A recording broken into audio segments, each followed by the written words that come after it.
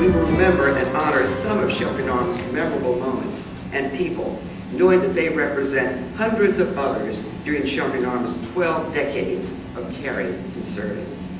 It all began with a young woman of great faith, vision, and undaunted courage. I am Rebecca Peterkin. My father was rector of St. James's Episcopal Church in downtown Richmond. Every day I saw people in my father's parish who were ill, but didn't have the money to pay for medical care. My church sewing circle and I talked about the urgent need and decided we had to do something about it.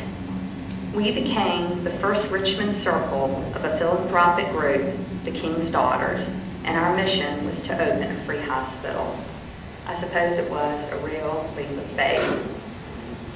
I was able to persuade Dr. Booth to let us use an old boarding house downtown on 14th Street. Our circle mopped, scrubbed, painted, and prayed. We sewed newspapers between cotton sheets to make blankets. We begged for funds and supplies from friends. We collected broken and discarded kitchen utensils and found a kind plumber to solder them together for us. And Dr. Moses Hogue agreed to be our first doctor as a volunteer, and we opened in February 1889 with 1 nurse and 6 patients. Our dream had become a reality, and our mission had begun. Just 2 years after the hospital was founded, Rebecca died. But she had so inspired others with her vision that Sheltering Arms lived on to care for the sick and the needy.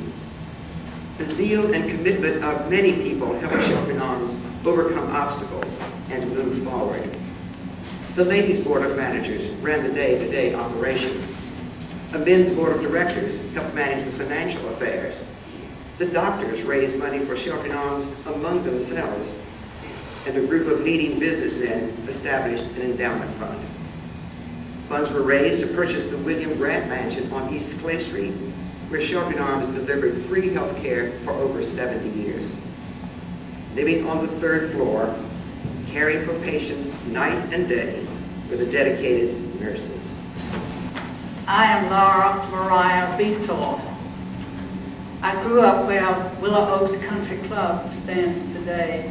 I attended Miss Jenny Ellett School. My greatest ambition was to become a nurse. Our family physician helped overcome my parents' objection, and I entered Johns Hopkins, receiving my degree in nursing in 1917.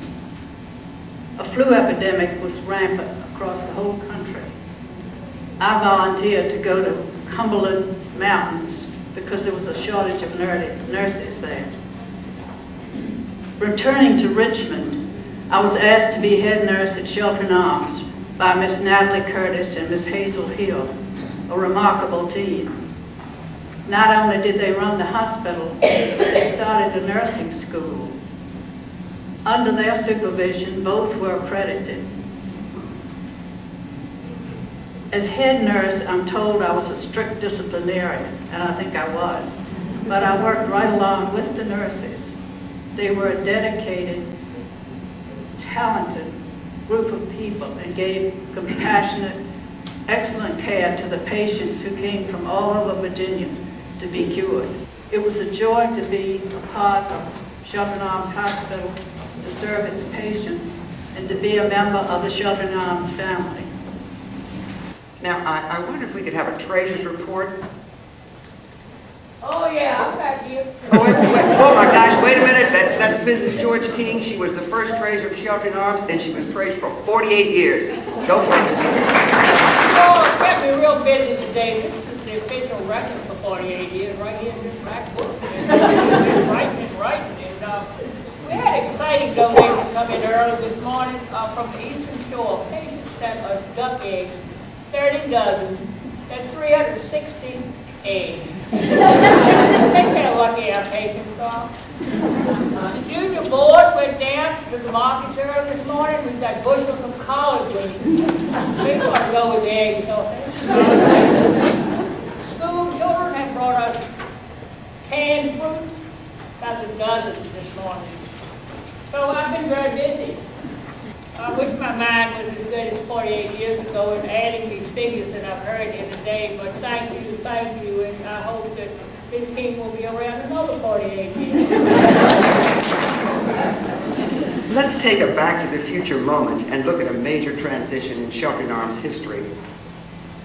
With the enormous changes in health care in the United States, the advent of Medicare and Medicaid, there was a decline in the number of patients needing free acute care at Sheltering Arms.